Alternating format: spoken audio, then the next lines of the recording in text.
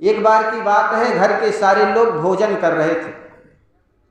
जैसे दिन भर तो वे लोग बाहर अपने अपने काम धंधे में रहा करते थे, लेकिन संध्या के समय, शाम के समय जब इकट्ठे होते थे, इकट्ठे होकर के सारे लोग भोजन एक साथ करते थे। यूँ तो गुरुदेव कहा करते थे, घर में जब ईटिंग हो, भोजन हो और मीटिंग हो, ये साथ साथ होना चाहिए। तो घर के सारे लोग साथ साथ भोजन कर रहे थे।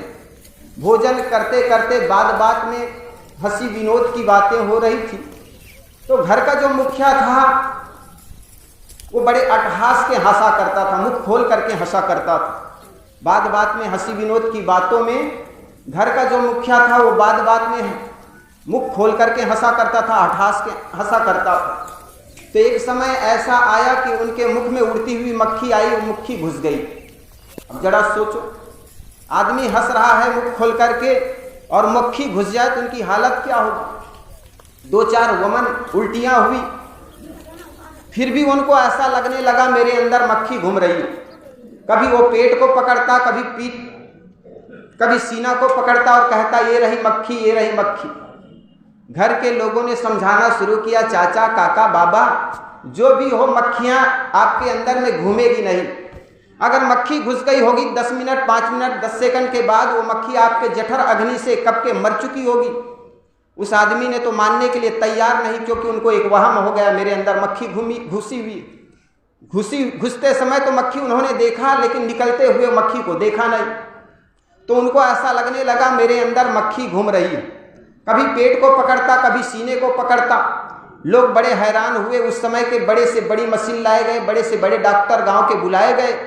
डॉक्टरों ने अपना तर्क दिया, भाई साहब, मक्खी का घुस जाना कोई बड़ी बीमारी नहीं। मक्खी अगर घुस गई होगी तो कब के बाहर निकल गई होगी, क्योंकि कई 5-7 वमन हो गई है, उल्टियां हो गई और उल्टी के माध्यम से मक्खी निकल गई। और हमारी ये मशीन भी बता रही है कि तुम्हारे अंदर सोनोग्राफी करने से पता चला कि ये मक्खी है नहीं। उस मरीज ने कहा, उस आदमी ने कहा, तुम्हारे मशीन तुम्हें मुबारक हो, तुम्हारे तर्क तुम्हारे पास रख। अरे मेरे अंदर, मेरा पेट है, मुझे मक्खी अभी भी पता चल रही है कि मेरे अंदर मक्खी उड़ रही है। लोग बड़े हैरान हुए। कहा जाता है इसी समय में एक संत आए उस गांव में। संत के पास जाकर के उनकी पत्नी अनुनय विनय की, जी मेरे पति देव जो है उनको एक वहम हो गया है, भ्रम हो गया है। वो कहता है मेरे अंदर मक्खी घूम रही है। उस संत ने कहा इस व्यक्ति को उपचार की नहीं, बल्कि किसी वैज्ञानिक, किसी मनोचिकित्सक के पास ले जाने की जरूरत है। किसी चिकित्सक के नहीं, बल्कि मनोचिकित्सक के पास ले जाने की जरूरत है। उनको लेकर के उनकी पत्नी मनोचिकित्सक के पास गई और मनोचिकित्सक से कह दीजिए एक बार ऐसी बात हुई कि मक्खी इनके अंदर घुस गई और तब से इनको वहम हो गया है। उस मनोचिकित्सक जान गया कि इस आदमी को केवल वहम है, भ्रम है। उनको बाजवट में लिटा दिया, तखत पर लिटा दिया और लिटा करके कहा, जी मैं मक्खी को पता लगाता हूँ। उसने आला निकाला, आला एक कान में रखा, दूसरे सिरे को उनको पेट में तैराने लगा। और जैसे पेट में तैराया तो डॉक्टर उछल करके कहा, अरे इतनी बड़ी मक्खी तुम्हारे अंदर है। वो जो मरीज था तखत में लेटा हुआ था, वो तो एकदम से उठ के बैठ गया और हाथ जोड़कर कहने लगा, डॉक्टर साहब आप मिल गए तो मेरी जिंदगी बच जाएगी, अन्यथा घर के जितने भी लोग हैं और जितने भी डॉक्टर आए वो तो सब कहते हैं तुमको एक वहम हो गया, मक्खी कुछ है नहीं, ऐसा कहता है। डॉक्टर ने कहा मक्खी पता चल ही गई है, तुम्हारे अंदर है। उनकी पत्नी कहती है बड़ा गजब का डॉक्टर, मैं तो इलाज के लिए यहाँ पर लाई हूँ, लेकिन ये तो उल्टा कहते हैं कि तुम्हारे अंदर मक्खी है, ये तो और बीमारी को बढ़ा रहे हैं। अपने होठों पर डॉक्टर उंगली रख करके कहा, देवी तुम चुप रहो। और उस मरीज को कहा, जी मक्खी तो पता चल ही गई है तुम्हारे अंदर है, अब निकालने का प्रयास करता हूँ, लेट जाओ। और बाहर आकर के उनकी पत्नी से कहा, देख सुन, एक बोतल देता हूँ मैं तुम्हें, उस बोतल में कहीं से मक्खी पकड़ के ले आओ।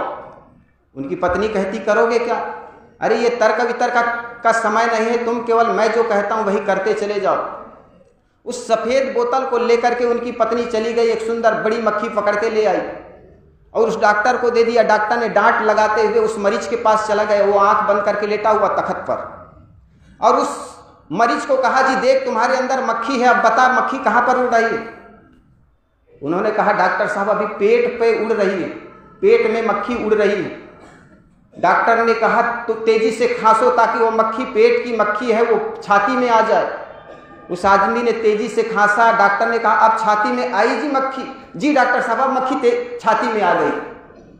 डॉक्टर ने फिर कहा अब ऐसे करो, छाती में मक्खी आ गई है तो तुम आंख बंद करो और मुंह खोलो ताकि मैं बोतल टिकाता हूं और बोतल में मक्खी को मैं पकड़ूंगा। उस आदमी ने आंख बंद किया, मुंह खोल करके तेजी से जैसे खांसा, वो डॉक्टर जो पहले से मक्खी पकड़ के बोतल रखा हुआ था उस बोतल को उठा करके उनके मक्खी मुख में टिका दिया। और जैसे ही तेजी से उस आदमी ने खांसा, डॉक्टर ने एकाएक उस बोतल को जिसमें पहले से मक्खी रखी हुई थी उसको उठा करके कहा देखो ये रही मक्खी। उनकी पत्नी ने कहा ये तो बड़ा गजब का डॉक्टर है, मक्खी मैंने स्वयं अपने हाथों से पकड़ के लाई हूं और ये कहता है तुम्हारे अंदर से मक्खी निकली हुई। वो आदमी उस बोतल की मक्खी को देख करके इतना प्रसन्नता से भर गया, डॉक्टर साहब आप मिल गए तो मेरी जिंदगी बच जाएगी, अन्यथा घर के सारे लोग और सारे डॉक्टर तो मुझे मार ही डालना चाहते हैं। उनकी पत्नी कहती है बड़े गजब का डॉक्टर निकला।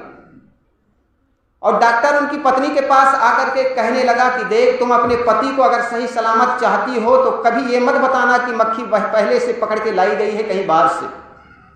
ठीक ऐसे ही अनेक प्रकार की भ्रांतियां, अनेक प्रकार की मक्खी हमारे अंदर घर कर गई है। ईश्वर परमात्मा के नाम पर, जिंद चुड़ैल के नाम पर, लगन मुहूर्त के नाम पर न जाने कैसी कैसी मान्यताएं हम पालते चले जा रहे हैं। सदगुरु कबीर के परंपरा में किसी प्रकार के अंध मान्यताएं नहीं, किसी प्रकार के पूर्व अवधारणाएं नहीं, बल्कि एकदम वैज्ञानिक कारणकारी की व्यवस्था सदगुरु कबीर का ऐसा सुंदर सिद्धांत है।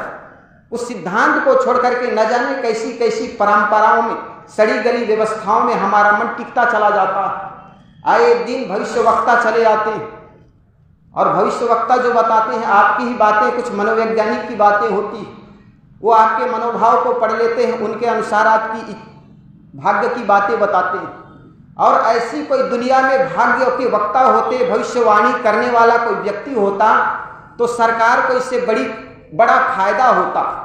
सरकार को न तो उसके लिए कुछ बहुत बड़ी मशीन लगाने की जरूरत होती, ऐसे लोग बता देते तो पाकिस्तान के बॉर्डर पर ऐसे लोगों को खड़े कर देते और कहाँ पर आतंकवादी आक्रमण करने वाला है, कहाँ पर खुफिया लोग बम डालने वाला है, इसका पता बता देते, हजारों हजारों लोगों की जन धन से हानि से बचाया जा सकता था।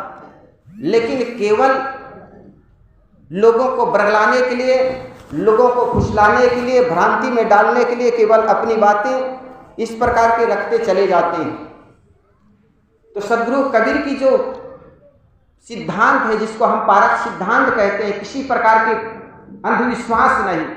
यूँ तो कहा जाता है लोग हमारे यहाँ आए दिन लक्ष्मी की पूजा करते हैं और लक्ष्मी की पूजा करने वाला यह देश देखो आज भी गरीबी में जी रहा है।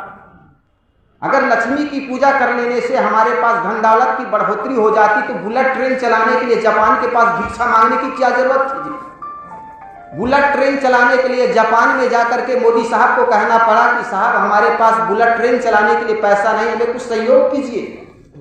मोदी जी जाते और कुबेर की पूजा कर लेते, लक्ष्मी की पूजा कर लेते, हमारा देश धन धान्य से लबरेज हो जाता। लेकिन ये धन लक्ष्मी की और कुबेर की पूजा करने वाला यह देश आज भी गरीबी में जी रहा है। जापान और स्विट्जरलैंड, जिसको ब्लैक मनी कहते, दुनिया के सारे ब्लैक मनी स्विट्जर बैंक में जमा होता है। वहां पर न तो कोई लक्ष्मी की पूजा करता है वह देश, न तो कोई कुबेर की पूजा करने वाला वह देश। आज लक्ष्मी का खजाना गड़ा हुआ, कारण क्या है? और हमारा देश, वो देश में पश्चिम देश जिसको हम कहते हैं, वहां कुबेर का खजाना गड़ा हुआ, क्योंकि उस देश के लोगों ने श्रम किया, मेहनत किया। 10 वर्ष का बच्चा जो होता है घड़ी का पुर्जा बनाता है वहां पर। हमारे यहाँ तो जब तक 20-22 के लड़के ना हो जाए तब तक माँ बाप पर आश्रित रहते हैं। ये कुबेर और लक्ष्मी की पूजा करने वाला यह देश आज भी गरीबी में जी रहा है। हम धर्म प्रधान देश कहते हैं, आखिर धर्म प्रधान देश होने का प्रामाणिकता क्या है? हम धार्मिक हैं, इसकी प्रामाणिकता क्या है? हमने चोटी रख ली यही इसीलिए धार्मिक हो गए? क्या हमने खतना और दाढ़ी बढ़ा ली इसलिए धार्मिक हो गए? आज भी इस देश में गरीबी है, भूखमरी है, बेरोजगारी है, और फिर भी हम कहते हैं हम धर्म प्रधान देश के नागरिक हैं। जरा सोचे, हम धर्म के नाम पर इस देश में अंधविश्वास पैदा हुआ, और पश्चिम देश जहाँ धनाढ्य है वहाँ पर ज्ञान के नाम पर विज्ञान पैदा हुआ। इस सारी बातों पर हमें विचार करने की जरूरत है। और जो देश श्रम करता है, जो देश मेहनत करता है, निश्चित जानिए वो देश आगे बढ़ता है।